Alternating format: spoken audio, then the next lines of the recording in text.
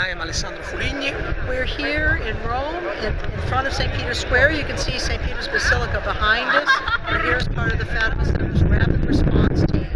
Once again, the Rapid Response Team has been called out to defend the rights of Christ the King and His one true church and to make reparation. And what we're talking about is the planned coming desecration that is to occur right in St. Peter's Basilica this coming Monday, that's a few days from now, March 13th, where the Anglicans are scheduled to have a prayer service called Evensong right in St. Peter's Basilica. Evensong is sometimes compared to or likened to Catholic Vespers. Vespers is one of the hours of the divine office said daily by priests, Catholic priests, and it's also in the little office of the Blessed Virgin Mary.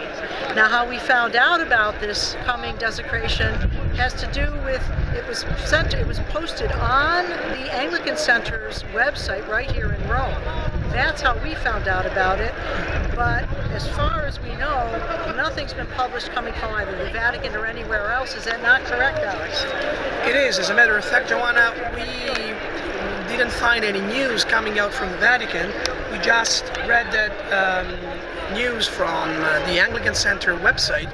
There has been nothing on newspapers, nothing on Catholic magazines, nothing on TV. I asked some of my friends, Catholic friends in Rome, they didn't know about it. And it seems like if the Vatican is trying to act like if it is a normal occurrence, like if it is something normal or usual for the faithful, but it is not. It is actually a grievous offense to God and to His one true church. Right in the center of the Catholic world. That's correct, Alex.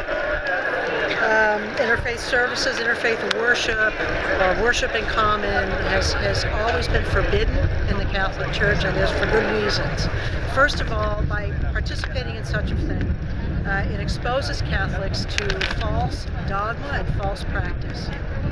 Secondly, it gives the false impression to the non-Catholic participants that they do not have to convert to the Catholic Church or the Catholic faith in order to be saved, and absolutely they must. The dogma extra ecclesiam nullus salus is a dogma of the faith. Outside the Catholic stands for outside the Catholic Church there is no salvation. Now, no dogma of the faith can ever be changed or stopped in any way, not even by the Pope himself. Although that's an impression that people falsely seem to think these days, is that the Pope can change whatever he wants. It seems as the Pope himself seems to think that he can change whatever he wants as well. The fact that the Anglicans will be having the service at the altar of the Church of St. Peter, and on the anniversary of the date that Francis was raised to the papacy, there's an irony here. It is, in fact, the Church of England, or the Anglican Church, that usurped the power of the papacy. This was done under Henry VIII. Henry VIII wanted his marriage annulled by the Church. The Church deemed it that he did not have sufficient cause for an annulment. Henry, out of frustration, gave up and put his, quote-unquote, put away his first wife and took a second wife. He abandoned the true Church of Christ.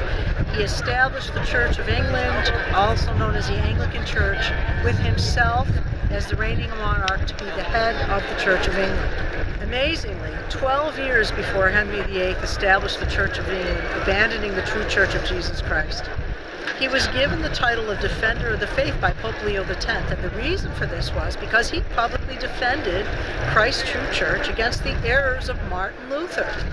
Sadly, 12 years later, here's this king abandoning the true church of Christ, like Martin Luther, because of sin, establishing a false creed or a false belief system, the Anglican Church. Now, there's another significance to this date of March 13th. And that has to do with the message of Our Lady of Fatima. Sister Lucy, the longest surviving of the three child seers of the Fatima message, firmly believed that every 13th of the month belonged to the 13th rather of every month belonged to Our Lady of Fatima. Not just from May through October, but every month. She believed this so firmly that she asked that when she died, did she be taken on the 13th of a month? Any month. Didn't matter which one, not May through October. Heaven heeded her request, and Sister Lucy died on February 13th, 2005. May she rest in peace. Over the next few days, our rapid response team will be distributing a new leaflet that just produced by the Fatima Center here in Rome called Ecumenical Madness, Anglican Vespers in the Vatican. This leaflet is available in English and Italian. For copies of the leaflet, if you're in North America, you can, if you're anywhere in the world, you can download it from our website, www.fatima.org. In North America, you can call for copies of it. You can call our toll-free number, 1-800-263-8160. And here, if you happen to be here in Rome and you want a copy, look for our distributors. We'll be distributing around the Vatican and other parts of Rome in the next couple of days. And you can contact us to our Italian green number, toll-free number, which is 800-984646 if you happen to be in Italy, or you can go to our Italian website, which is www.fatima.it, or look us into Facebook at Centro di Fatima. Over the next few days, please join us in doing reparation for what this horrible event that's supposed to take place. Doing extra rosaries, extra Hail Marys, offering extra sacrifices. And please spread the word to your family and friends that they too can do some reparation. This desecration occurring in St. Peter's Basilica will call down God's just anger for this horrible thing that's happening. So reparation is absolutely necessary. Please stay tuned over the next few days, and we'll give you some further updates. Thank you for joining us. May God bless you. E arrivederci.